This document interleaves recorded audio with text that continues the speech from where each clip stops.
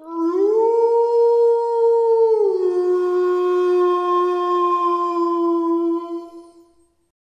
Friends, ఇంకొక కొత్త horror స్టోరీతో మీ ముందుకు వచ్చేసాను. ఈ స్టోరీ చాలా ఇంట్రెస్టింగ్గా ఉంటుంది. సో వీడియో మొత్తం చూసి మీకు నచ్చితే వీడియోని లైక్ చేసి మా ఛానల్ని సబ్స్క్రైబ్ చేసుకొని పక్కనున్న బెల్ సింబల్ యాక్టివేట్ చేసుకోండి. ఇక లేట్ చేయకుండా స్టోరీలోకి వెళ్ళిపోదాం. నా పేరు రవికిషోర్. కొన్ని సంవత్సరాలకు ముందు మా నాన్నగారు ఒక ఆరోగ్య సమస్య వల్ల చనిపోయారు. ఆయన బతికి ఉన్నప్పుడు మాకు దూరంగా రైల్వేస్లో వర్క్ చేసేవారు. ఎప్పుడో కానీ ఇంటికి వచ్చేవారు కాదు. సో మా నాన్న ఆ వర్క్ చేసే ఏరియాలోనే ఒక రైల్వే క్వార్టర్స్లో ఉండేవారు. ఇంకొన్ని రోజుల్లో మేము ఫ్యామిలీతో మా నాన్న ఉండే క్వార్టర్స్కి షిఫ్ట్ అవుదాం అనుకునే టైంలో మా నాన్న చనిపోయారు. ఆ తర్వాత ఆయన ఉద్యోగం నాకొచ్చింది. ఇక నేను, మా అమ్మ, తమ్ముడు అందరం ఆ క్వార్టర్స్కి షిఫ్ట్ అయిపోయాం. ప్రతిరోజు ఇంట్లో అందరం ఒక రకమైన ట్రాన్స్లోకి వెళ్ళిపోయేవాళ్ళం. అమ్మ అయితే రోజు ఏడుస్తూనే ఉండేది. ఇక నాన్న లేరు అనే నిజాన్ని మేము డైజెస్ట్ చేసుకోలేకపోయేవాళ్ళం.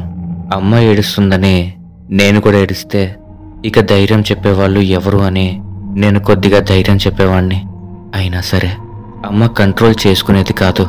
మెల్లిమెల్లిగా రోజులు గడుస్తూ ఉన్నాయి. నాకు కొన్నిసార్లు నైట్ షిఫ్ట్స్ ఉండేవి, ఇంకొన్నిసార్లు డే షిఫ్ట్స్. నేను ఇక వర్క్ బిజీలో పడిపోయాను. మేముండే రైల్వే క్వార్టర్స్లో మా ఇంటి చుట్టుపక్కల ఇంకొంతమంది ఉండేవారు. వాళ్ళు కూడా రైల్వే ఎంప్లాయీసే. సో మెల్లిగా వాళ్ళతో ఫ్రెండ్లీగా ఉండడం స్టార్ట్ చేశాను. వాళ్ళకి కూడా మేమందరం బాగా నచ్చాం.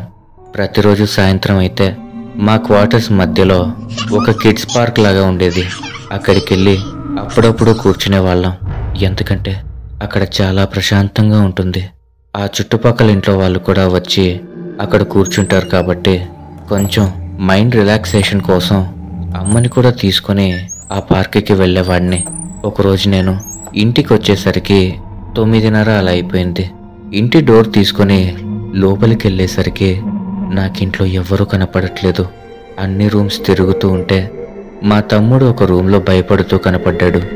ఇదేంటి, వీడొక్కడే ఉన్నాడు, అమ్మ ఏది అని వాడి దగ్గరికి వెళ్ళి అడిగితే వాడు చెప్పడానికి భయపడిపోతున్నాడు. ఇక నాకు కోపం వచ్చి వాడిని గట్టిగా అడిగేసరికి ఇలా చెప్పాడు, ఇందాక ఎవరో ఇంటికొచ్చి తలుపు కొట్టారు. వెంటనే అమ్మ వెళ్ళి డోర్ తీసింది. ఎవరో ఒక మనిషి బాడీ అంతా కవర్ చేసుకుని ఉన్నారు. అది ఎవరో నాకు సరిగ్గా కనపడలేదు. ఎవరో వచ్చుంటారులే అని నేను నా పనిలో ఉండిపోయాను. కానీ ఎంతసేపైనా అమ్మ ఇంట్లోకి రాలేదని బయటకు చూస్తే అమ్మ చెప్పులు కూడా లేకుండా ఎక్కడికో నడుచుకుంటూ వెళ్ళిపోతోంది. నేను వెనకాలే వెళ్ళి అమ్మని ఆపుతుంటే అస్సలు నా మాట వినకుండా వెళ్ళి ఆ పార్క్లో కూర్చుంది. అప్పటికి నేను వెళ్ళి అమ్మ చేయి పట్టుకుని లాగుతున్న నన్ను తోసేస్తుంది కానీ రావట్లేదు అని చెప్పాడు మా తమ్ముడు. ఇక ఆ విషయం తెలిసిన వెంటనే నేను వెళ్ళి పార్క్లో చూశాను. ఆ పార్క్లో ఒక చిన్న గట్టు మీద మా అమ్మ కూర్చుని ఉంది.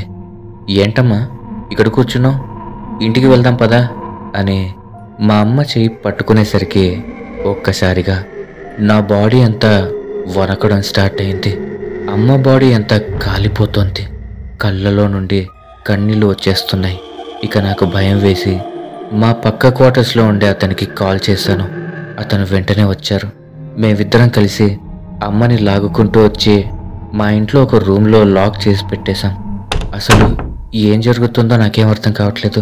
ఆ వచ్చిన అంకుల్కి ఏం జరిగి ఉంటుంది అంకుల్ అని అడుగుతుంటే ఒక్కసారిగా మా ఇంట్లో సడన్గా ఎవరో కోపంగా అరుస్తూ గోడల మీద పరిగెడుతున్నట్టు శబ్దాలు రావడం మొదలయ్యాయి.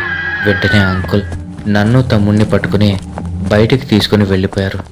ఇక మేము బయటికి వచ్చేయడంతో మమ్మల్ని చూసిన మా క్వార్టర్స్ వాచ్మెన్ పరిగెత్తుకుంటూ మా దగ్గరికి వచ్చాడు. నేను ఇంటి డోర్స్ అన్నీ వేసేసి బయట భయంతో నించున్నాను. అప్పుడే పరిగెత్తుకుంటూ వచ్చిన వాచ్మెన్ ఏదో చెప్తూ ఉంటే నా చెవిలో కొన్ని మాటలు పడ్డాయి. ఇందాక మేడం బయటికి వెళ్ళి 1 గంట తర్వాత వచ్చారు అని వాచ్మెన్ ఏదో చెప్తూ ఉంటే అది విన్న వెంటనే ఎక్కడికి వెళ్ళింది అని కంగారుగా అడిగాను. ఏమో బాబు అని అన్నాడు వాచ్మెన్. ఇంతలో ఇంటి లోపల నుండి నన్ను శ్మశానానికి తీసుకుని వెళ్ళిపో అనే మాటలు ఇంట్లో నుండి వినిపించడం స్టార్ట్ అయ్యాయి. ఇక అది వినగానే నాకు అర్థమైపోయింది అమ్మ శ్మశానానికి వెళ్ళింది అని. ఎందుకంటే మా క్వార్టర్స్కి కొద్దిగా దగ్గరలో ఉండే శ్మశానంలోనే మా నాన్నగారిని దహనం చేశాం. అప్పుడప్పుడు మా ఎవ్వరికి చెప్పకుండా మా అమ్మ ఒంటరిగా ఆ శ్మశానానికి వెళ్ళిపోయేది. కానీ మా నాన్నగారిని ఆ శ్మశానంలో ఎక్కడ దహనం చేశామో అనేది మా అమ్మకి తెలీదు. ఎందుకంటే ఆడవారిని శ్మశానంలోకి రానివ్వరు కాబట్టి. ఇక మా నాన్నగారు గుర్తొచ్చినప్పుడల్లా మాకు చెప్పకుండా ఆ శ్మశానానికి వెళ్ళిపోయేది. అప్పటికి నేను చాలాసార్లు వద్దమ్మా నువ్వు వెళ్ళకూడదు అని చెప్తున్నా నా మాట వినేది కాదు మా అమ్మ. ఈ విషయాలే నా మైండ్లో అలా తిరుగుతూ ఉన్నాయి. కాసేపటికి ఇంట్లో నుండి వస్తున్న శబ్దాలు మెల్లిమెల్లిగా ఆగిపోయాయి. నేను కొంచెం ధైర్యం తెచ్చుకొని ఇంటి లోపలికెళ్ళి చూసేసరికి అమ్మ స్పృహ లేకుండా పడిపోయి ఉంది. ఆ మరుసటి రోజు పొద్దున మా అమ్మని అసలు ఏమైందమ్మా అని అడిగితే, ఏమోరా నిన్న నాన్న గుర్తొచ్చేసరికి పిచ్చి పట్టినట్టు అయిపోయింది. వెంటనే శ్మశానానికి వెళ్ళిపోయాను.